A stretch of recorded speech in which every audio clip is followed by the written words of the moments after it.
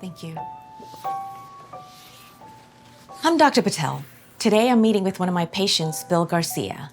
He's a 42-year-old office manager who has had chronic back pain since a car crash 2 years ago. The crash resulted in a herniated lumbar disc. Unfortunately, this led to Bill developing sciatica and having ongoing discomfort.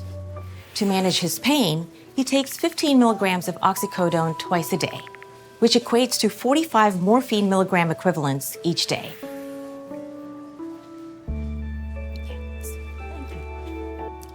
Bill often reports experiencing side effects from the oxycodone, like difficulty concentrating. He recently underwent disc surgery that gave him some pain relief, but he found that the physical therapy following his surgery has been particularly helpful. Since Bill is experiencing side effects from the oxycodone and his pain level appears to have improved with the surgery and physical therapy, I would like to discuss tapering with him. My goal today is to help him consider reducing his dose of opioids as a reasonable next step. Changing medications can be a challenge for patients, sometimes because of a fear of changing what they know. But you can provide support by talking openly about their needs, concerns, and progress. This will also help you make the best decisions about their treatment. It helps to be open and honest about why you want to discuss tapering. By highlighting the evidence that higher dosages have more risks than benefits, you can show your patient the rationale behind changing their treatment. Let's see these tips in action while I talk with Bill. Yes? Oh, hi, Dr. Patel. Good afternoon, Bill. How have you been since our last visit? I've been thinking that the oxycodone isn't helping with the pain as much as it used to, and I'm having trouble concentrating. I can't focus, and it's affecting my work. I'm sorry to hear about your ongoing pain and difficulty with concentrating. It's definitely concerning when your symptoms start affecting your daily life. It's possible that your body has gotten used to your medication over time, so it doesn't work as well. During our last conversation, I remember we talked about tapering, which is a process we can use to gradually reduce your oxycodone use. How have you been feeling about that? Well, I've given it some thought, but I'm worried that the pain will be even worse if I take less oxycodone. That's a valid concern.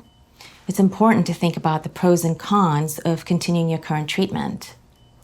I know we talked before about the amount of opioids you're taking and the potential risks. And you mentioned that your medication isn't helping with your pain as much. There's limited evidence that opioids can help people manage chronic pain over long periods of time. I have concerns that your medication puts you at a higher risk for certain negative effects, including overdose. Given all of this, I think it would be a good idea for us to think about tapering at this point. Okay, so how would that work for me? What symptoms would I have? I'm nervous about any new ones. I hear you. Your safety and comfort are the most important things during this process. We'll work together to develop a plan to slowly decrease your dosage of oxycodone to a safer level over time. We'll start by lowering your dose by a small amount per month.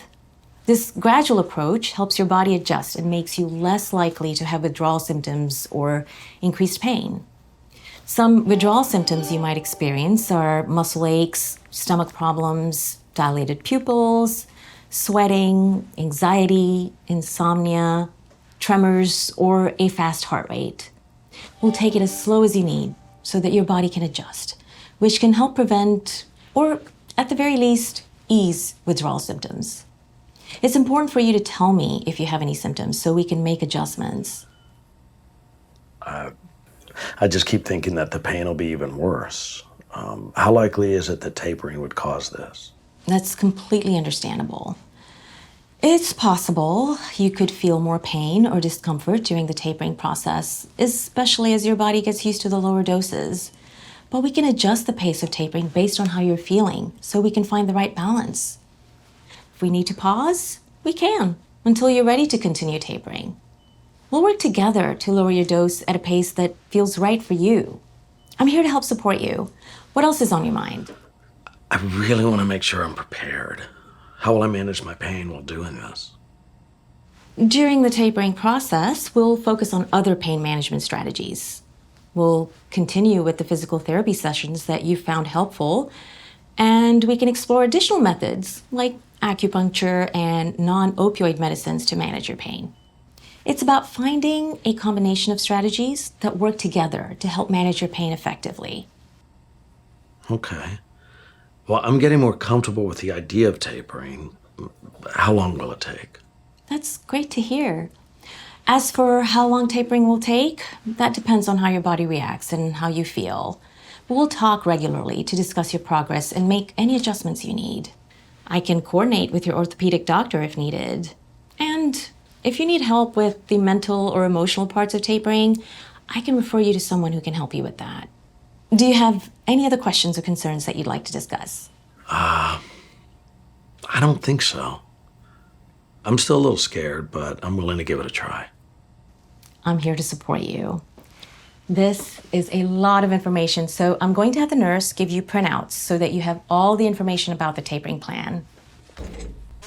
And please, don't hesitate to call with questions as we move forward. Okay. Today's conversation with Bill emphasizes the importance of open communication and trust when discussing tapering. It also highlights the significance of addressing patient concerns, exploring non-opioid alternatives, and working collaboratively with the patient to ensure a safe and effective pain management plan throughout the tapering process. Giving your patients space in treatment conversations helps them feel heard.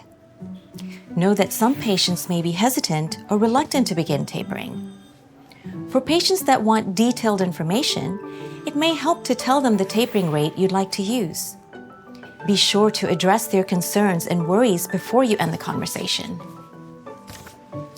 Not every patient will be ready to begin tapering, and not initiating tapering isn't a failure on the part of the clinician or the patient.